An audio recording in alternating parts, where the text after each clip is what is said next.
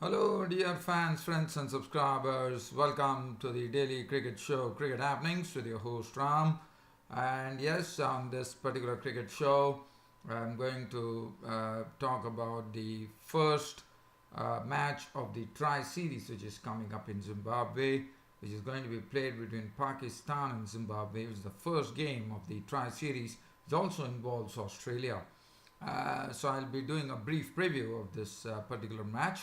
And then we come back to our homeland here, from where I'm reporting, that's in Canada, where the Canada Dry Global T20 tournament had its first double header today, being the weekend. And looking at the match, there was one win for Edmonton Royals, and Edmonton Royals actually winning the match at the other end. The fourth match, which was the round one in the Global T20, it was won by the West Indies B team, and I'll be talking about both these matches. So once was the West Indies B team winning by 2 wickets against the Montreal Tigers, but on the other hand, the Toronto Nationals were totally humbled today by Edmonton Royals, especially playing their first game, and Lew Cronkey went ballistic. Edmonton Royals won the match a very comfortable way by 8 wickets, and Toronto Nationals lost the match.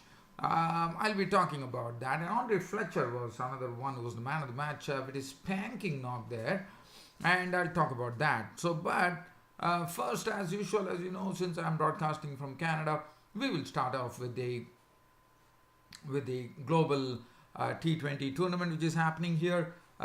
So first, Toronto Nationals were the ones who batted first. They really struggled. I mean, they could not really get going. There was no big innings other than Nitish Kumar, who looked pretty good in the batting crease, and some of his shots were really leaving one spellbound with the way he was hitting the ball, especially shuffling down the offside and beautifully hitting it over the onside for some very good sixes. And Nitish Kumar looked impressive, and he was the highest scorer today with 55 of 37 deliveries. He included 4 fours and 3 sixes. Other than that, the start was not good. They lost Johnson Charles to the bowling of Mohammad Irfan, the tallest bowler in international cricket today, Mohammad Irfan, and he was gone. So Caught Bahadine bowled Irfan for 5. Nizakat Khan was out for a blob. Sohail Tanvir taking his wicket. And Stephen Smith also could not get going today. He was dismissed for just 10 runs of as many balls with 2 fours. Anton Davis the other day, who played very well, was knocked off for 13 of 11, 1 4 and 1 6. Parnell taking his wicket. Kieron Pollard briefly showed glimpses of his wonderful ability that he has, but he was, after hitting 3 sixes and 1 4 in a very hard hit knock of 28 of 16, Shahid Afridi got his wicket. But Nitish Kumar, as I said, was very impressive. He also put Sohail Tanvir bowling to the sword by hitting some very good boundaries, especially Mohammad Naveed, the one from the United Arab Emirates, I suppose. He's an import there. He smacked Sohail Tanvir for 6s and 4s, and especially 3 sixes in one single over, which was pretty good to see. Mohammad Naveed hits the ball very hard, and that's what he showed as he went after Sohail Tanvir to spoil his bowling figures. Mohammad Naveed was not out on 26 with 1 4 and 3 sixes. Darren Sammy made 19 of 20, lost his stumps to Hassan Khan with 1 4 and 1 6. Datta was not on 4. 169 for 7 of their 20 overs, and this was the first time today that Edmonton Royals were into action there. Sohail Tanvir 1 for 40 of 4 overs. Mohammad Irfan was an economical shelf, 4 overs no made and 1 for 22. Wayne Parnell bowled 3 overs, 2 for 24. Dinshaws went for 26 of 2 with 1 wicket. Shahid Afridi showed his wares, 4 overs, 1 for 29. Hassan Khan 3 overs, 1 for 22. Edmonton Royals batting, well, I can tell you it was electric stuff coming in from the Edmonton Royals opening batsmen, especially Lew Cronkey and Andre Fletcher, who thrashed 71 runs in just 4 overs. So basically, it was real thrashing. In 24 balls, the 71 runs were thrashed by the pair of Lew Cronkey and Andre Fletcher, who was the man of the match.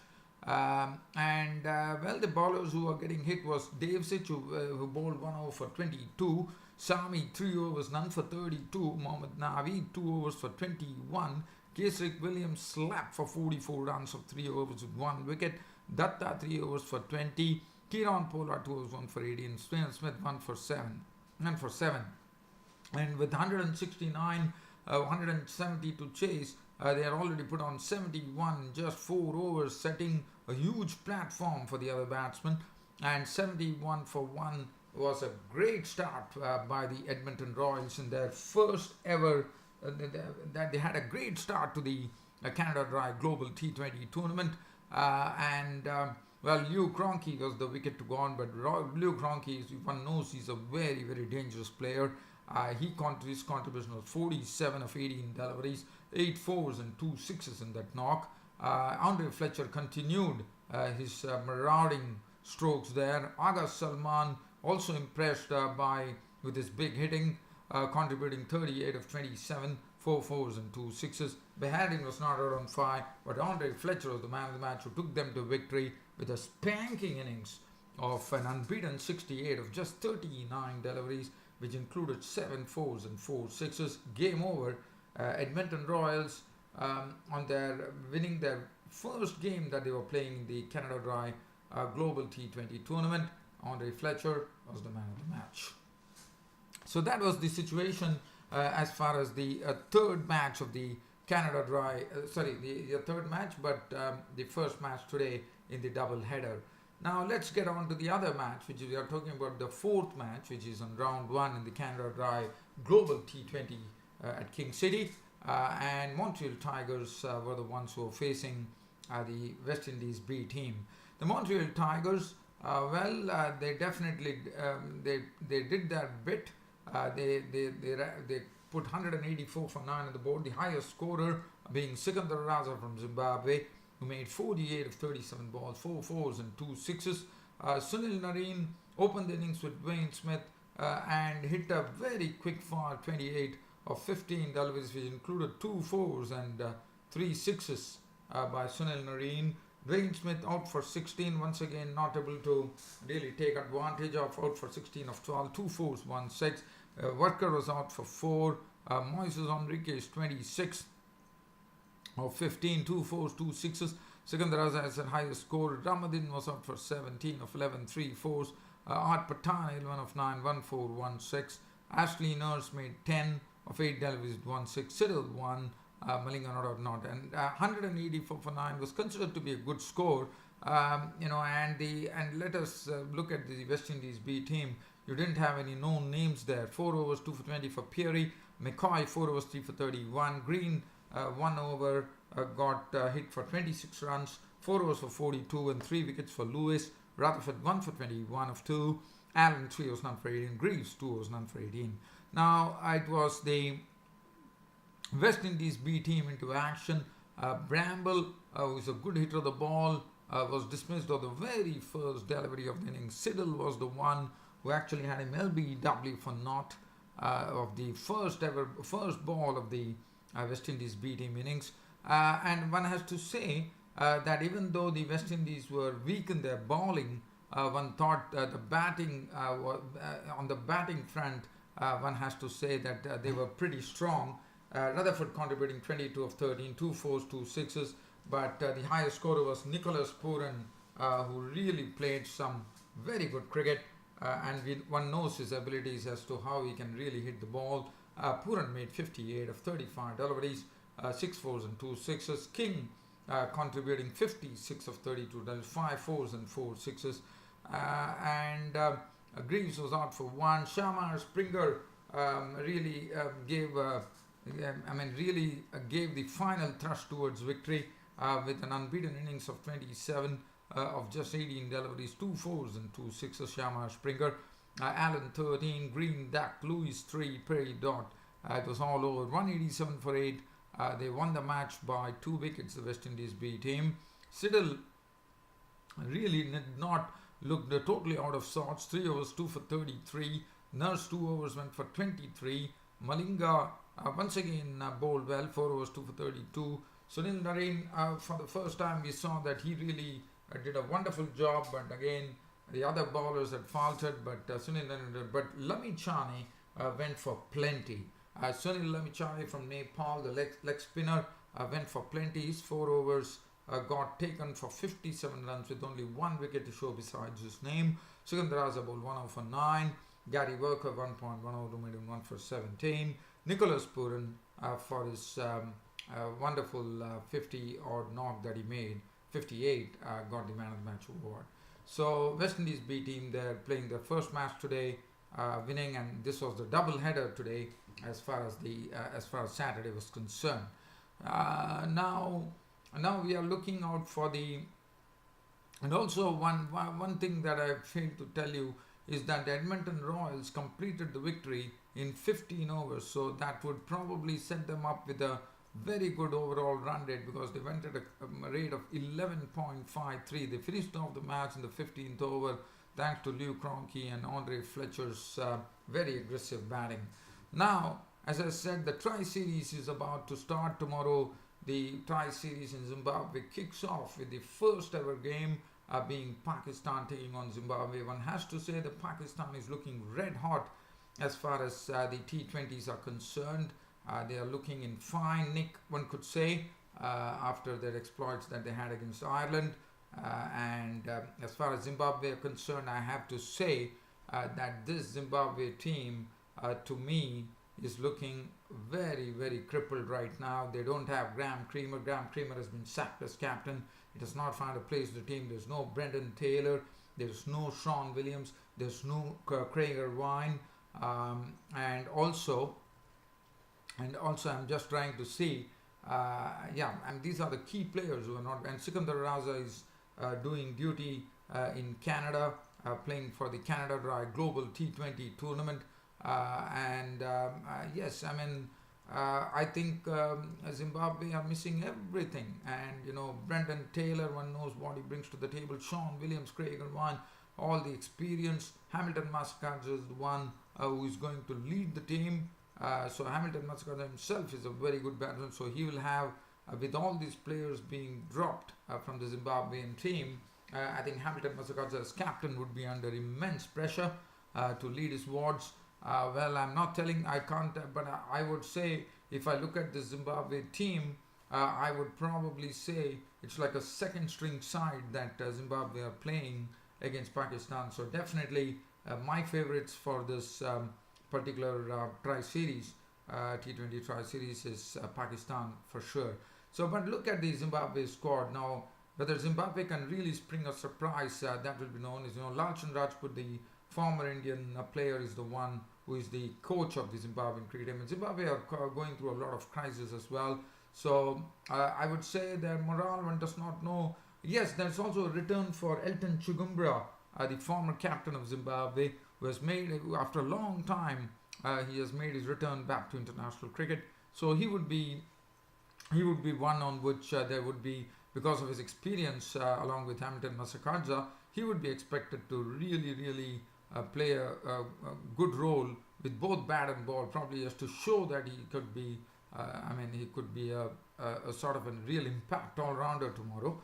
Zimbabwe, well, they would open up with Brian Chari, who is a very compact player. Brian Chari. Chamu Chibaba is always a person who likes to play strokes, and to me, according to me, is a very good stroke player. Chamu Chibaba and Brian Chari. Tarisai Musakhanda, Hamilton Massachusetts with his experience, Elton Chigumbura, Peter Moore, the wicketkeeper, another good player, I thought, good batsman.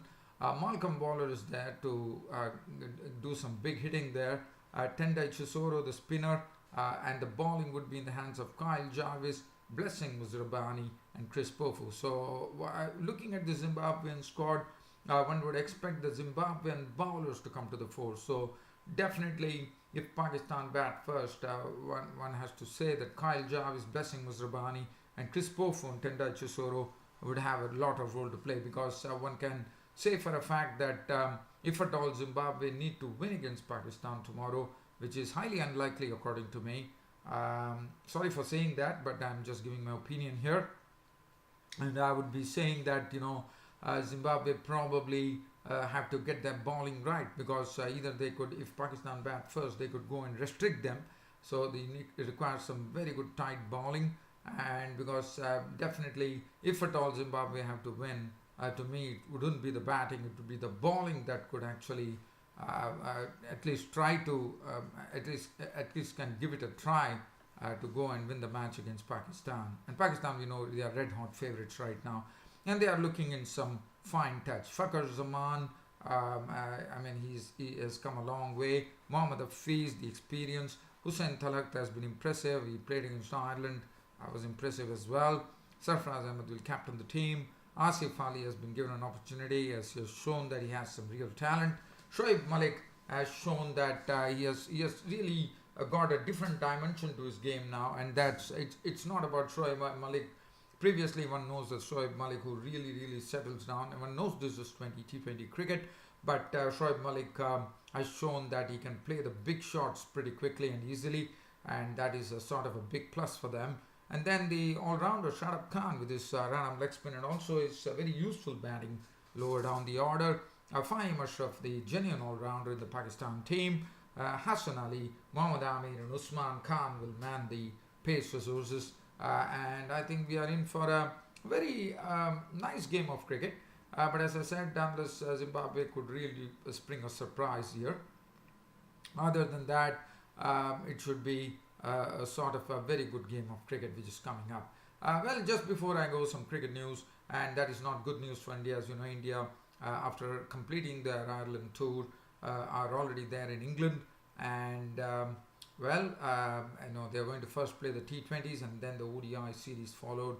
Very unfortunate, as you would remember, that Jasprit Bumrah actually fractured his finger in the match against Ireland, in the first match itself.